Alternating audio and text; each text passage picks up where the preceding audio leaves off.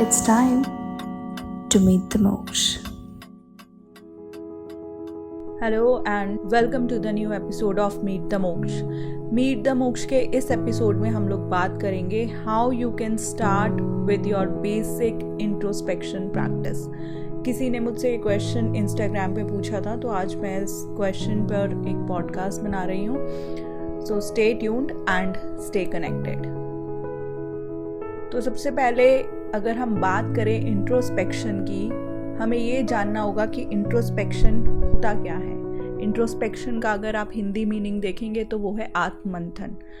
आत्ममंथन मतलब खुद को जानना, खुद को समझना, अपने थॉट प्रोसेस को समझना, अपनी इमोशनल नीड्स को, अपने इमोशनल स्टेट को समझना, अपनी मेंटल स्टेट को समझना, हमारे इंटरनल माइंड में, हमारी साइकी में क्या चल रहा है उस चीज़ को समझना और उसके ऊपर काम करना इज़ आत्ममंथन। And this is all about spirituality. तो इंट्रोस्पेक्शन के लिए सबसे बेसिक चीज़ अगर आपको कुछ चाहिए, बहुत basic, is present moment awareness. आप कभी भी फ्यूचर में या पास्ट में रहकर इंट्रोस्पेक्शन नहीं कर सकते। इंट्रोस्पेक्शन के लिए आपको चाहिए कि आप आज में, अभी इस मोमेंट में हैं, तभी आप खुद को देख सकते हैं, खुद को जज कर सकते हैं। अगर आपका माइंड क्लाउडेड है, सारा टाइम आपके माइंड में पास्ट थॉट्स चल रहे हैं, या आपके माइंड में फ्यूचर थॉट्स हैं, फ्यूचर से रिलेटेड एंजाइटीज़ हैं, कुछ भी हैं, तो आप इंट्रोस्पेक्शन के जोन में एंटर कर ही नहीं सकते। इंट्रोस्पेक्शन के जोन में आने के लिए आपको प्रेजेंट मोमेंट अवेयरनेस चाहिए कि आप अभी में हैं। आप खाना कैसे खा रहे हैं, आप उसको माइंडफुली खा रहे हैं, या आप वॉक कर रहे हैं, या आप कोई ऑफिस का काम कर रहे हैं, आप घर पे अपने बच्चों के साथ हैं, तो आपको उस मोमेंट में रहना बहुत ज़रूरी है। 99.99% हम अपना टाइम पास्ट में या फ्यूचर एंजाइटीज़ में बिताते हैं।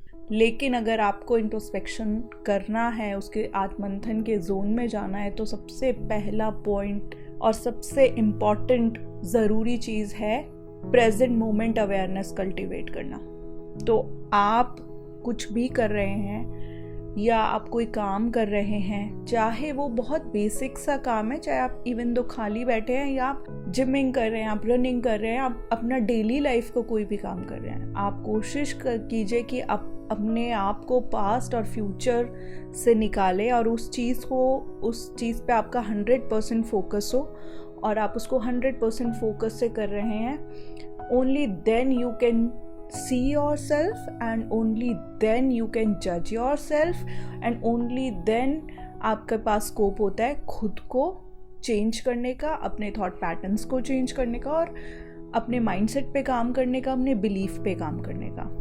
इसके बाद जो दूसरी सबसे इम्पॉर्टेंट चीज़ आती है आत्ममंथन या इंट्रोस्पेक्शन के लिए, वो है लाइफ में रिएक्शन के जोन से बाहर निकल के रिस्पॉन्ड के जोन में आना। अगर आप प्रेजेंट मोमेंट में नहीं हैं, अगर आप वही पास्ट या फ्यूचर में हैं, तो आप मोस्टली टाइम आप लाइफ में हर चीज़ को उसी सिचुएशन और उसी नज़रिए से आप रिएक्ट कर रहे होते हैं। Respond always comes from present moment awareness.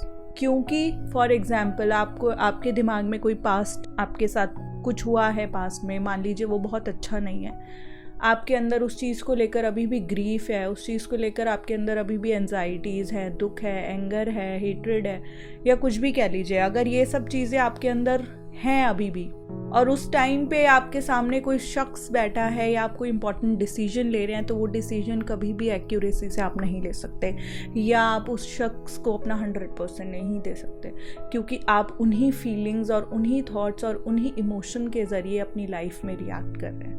तो आप एक आदत डालिए अपने अंदर, रिएक्शन और रिस्पॉन्ड में डिफरेंस क्रिएट कीजिए।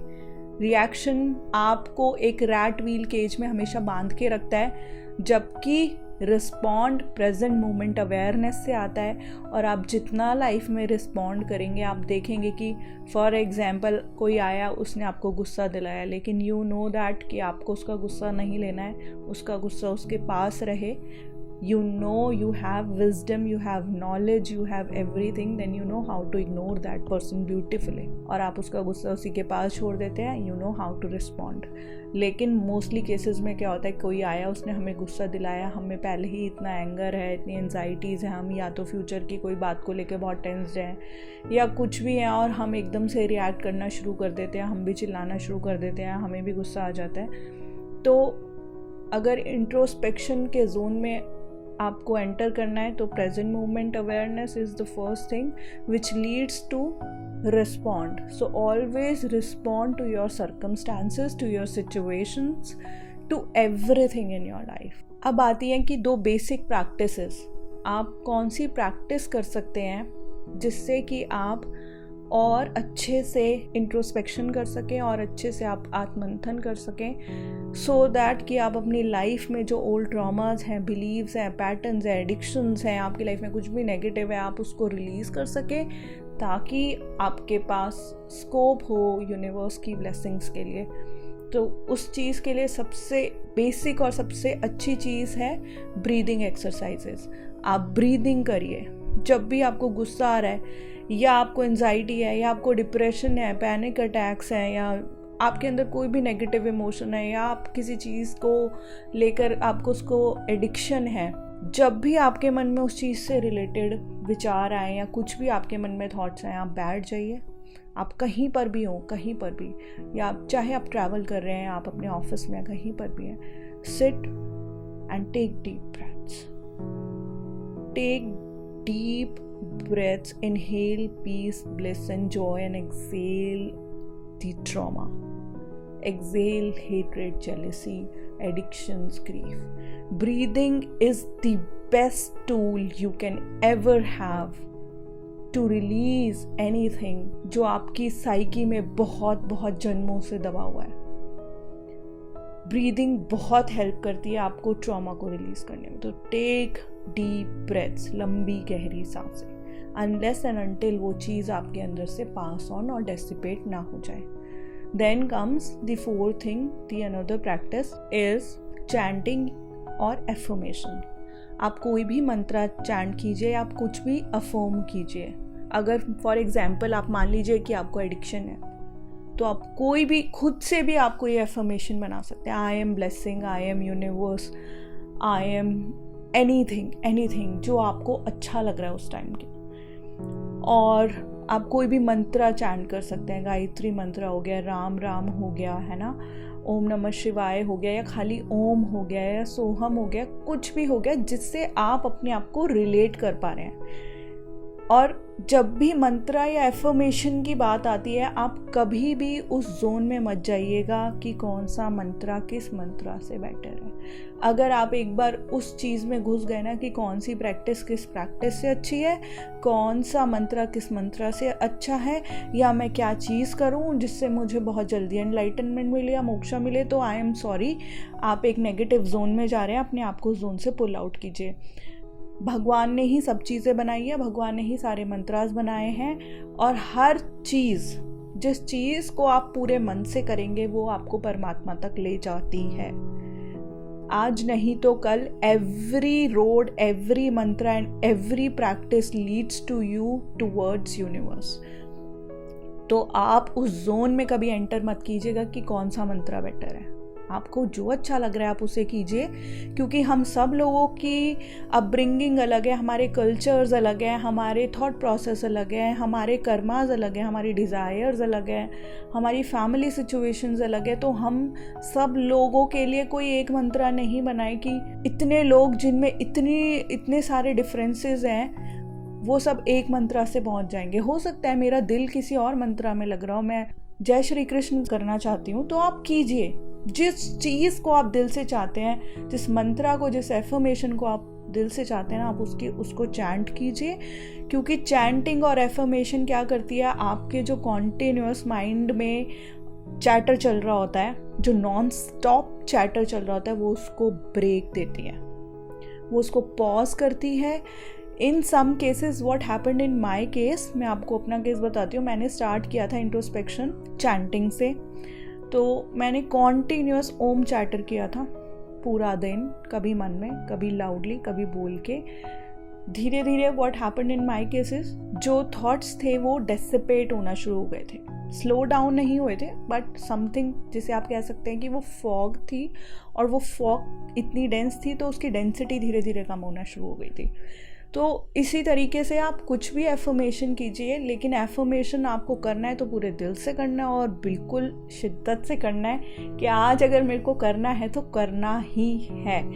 विदिन 4, 5, 6, 7 मंथ्स में आपको रिजल्ट्स दिखने शुरू हो जाएंगे, लेकिन इसके लिए आपको बहुत करेज और बहुत डेडिकेशन चाहिए। आप करिए, 24 आवर्स करिए, आप घर का कोई काम करें, आप ऑफिस में हैं, अपना मंत्रा पे फोकस कीजिए, और इसके जो रिजल्ट्स होते हैं वो बहुत ही ब्यूटीफुल होते हैं। जब आप अपने थॉट्स के क्लाउड से बाहर आते हैं ना, तब आपको रियलिटी पता चलती है कि हु वी आर, हम कौन हैं, हमारा क्या मकसद है इस धरती पर आने का, हमारी क्या डिज़ायर्स, ट्रू पैशन क्या है हमारी ट्रू डिज़ायर्स क्या है, हमें क्या करना है या हम क्या करना चाहते हैं। और आप सीरियसली लाइफ को रिस्पॉन्ड करना शुरू कर देते हैं। आपके अंदर से फियर्स ख़त्म हो जाते हैं, आपके अंदर इतनी स्ट्रेंथ और करेज होती है कि आप कोई भी डिफ़िकल्ट से डिफ़िकल्ट सिचुएशन को ईजीली पास ऑन कर देते हैं। तो चैंटिंग और affirmation along with deep breaths is the best tool you can have for introspection practice।